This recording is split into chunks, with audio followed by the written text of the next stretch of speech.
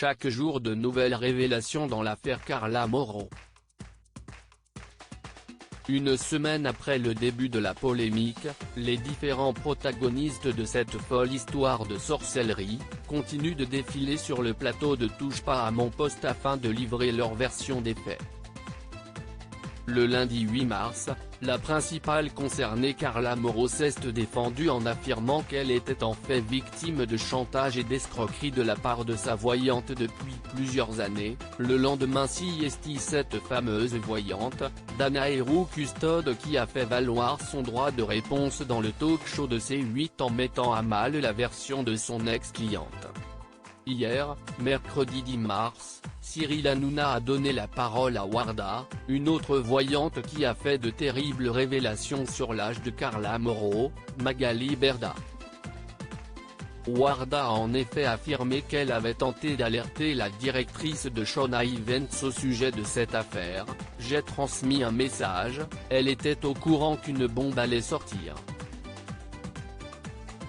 C'est Danae qui a envoyé cette vidéo et c'est Magali Berda qui a dit de la publier, a-t-elle assuré.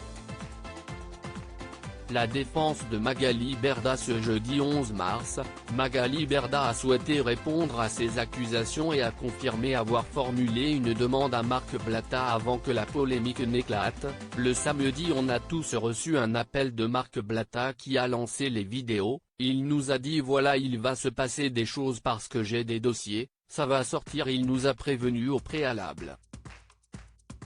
A-t-elle dans un premier temps expliqué avant d'ajouter, moi la seule chose que j'ai demandé à Marc Blatta avec Kevin, c'est d'attendre qu'on mette Carla à l'abri avec sa famille, qu'elle soit entourée parce qu'elle était seule.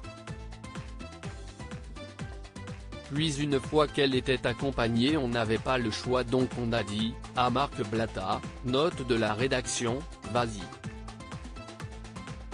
Magali Berda assure que cela était important pour délivrer Carla. J'ai dit à Carla, il faut que ça te délivre aussi de tout ça, ça fait des années que ça dure et personne doit te faire du chantage, donc si pas grave, laisse sortir, a-t-elle reconnu alors que son témoignage a été appuyé par Marc Blatta, qui a pris la parole dans une courte vidéo.